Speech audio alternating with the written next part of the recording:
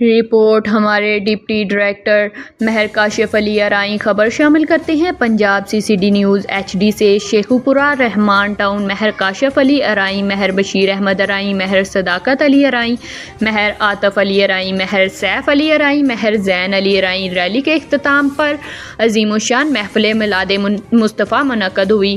علماء و مشائخ نے ولادت باسعادت کی عظمت اور سیرت طیبہ پر ایمان افروز خطابات کیے۔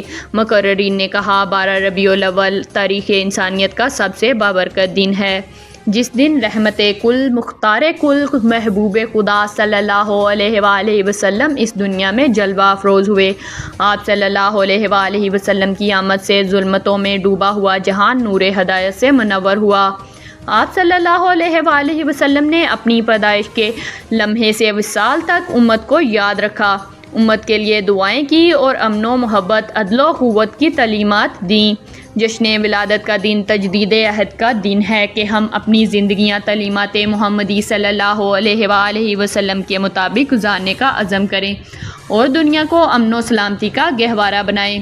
رہنماؤں نے مزید کہا کہ میلاد ریلی دراصل معاشرتی اصلاح، محبت رسول صلی اللہ علیہ وآلہ وسلم کے فروغ اور امت کے اتحاد کا عملی پیغام ہے۔